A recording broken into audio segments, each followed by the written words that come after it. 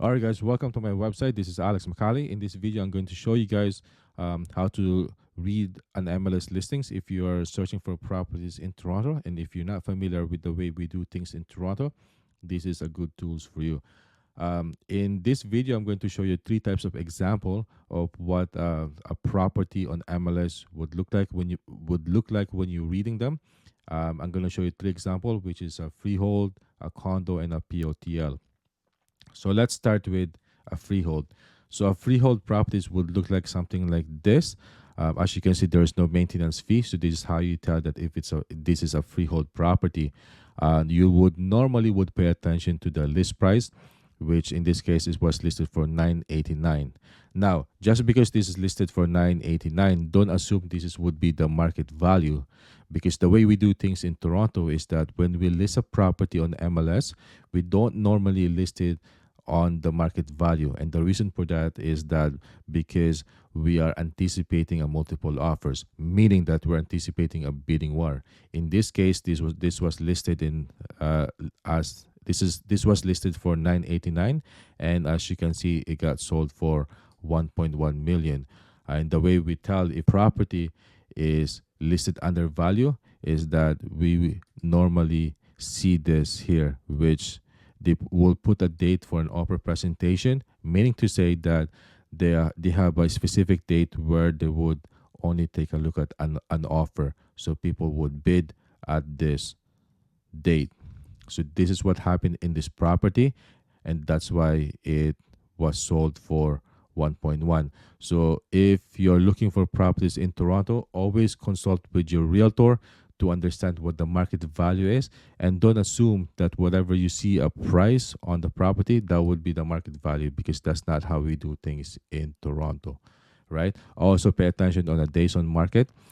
In this case, this property got sold for a week or 7 days. So the longer this days on market is, the more power you have to negotiate. So this is what it would look like if it's a freehold. Now let me show you another example of what a condo would look like. So in a condo property, the only difference that you're going to see is they have a maintenance fee here. So this is how you tell this is a condo, that it has a maintenance fee. So in other parts of the world, they call it a strata fee, or a condo fee is the same thing to us.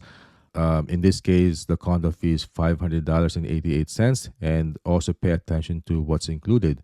In this case, what's included in the maintenance fees are common elements and a parking. Also, pay attention to the occupancy. Sometimes it would have a tenant. If there's a tenant, it's harder to book an appointment.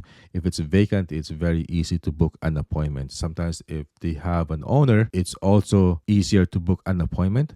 But if it's a tenant, you would normally ask for a 24 hours notice. So price, same thing. Also pay attention on the price, and get a good habit of reading client remarks, because this would tell you what the description of the property. So you would anticipate what the property will look like when you see it in person. And also one more thing that you need to pay attention to is the square footage, because square footage will dictate the actual price. The bigger the square footage is, the price will shift. Even though it is the same building, sometimes a bigger square footage will have higher price. Okay, so that's how you tell a condo.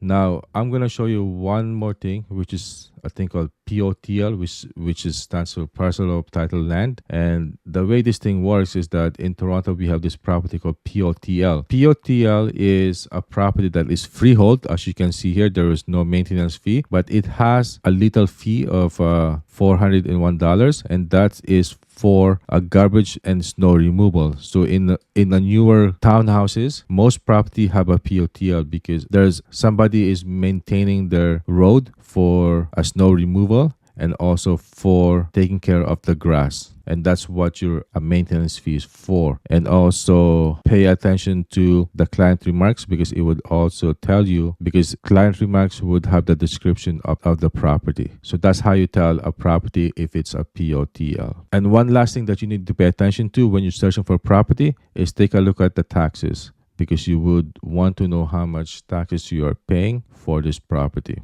And that's how it looks like when you're searching for properties in Toronto, if you're not familiar. I hope this helps. And if you have any questions about properties in Toronto, if you're not familiar, feel free to connect with us. at www.alexmacale.ca.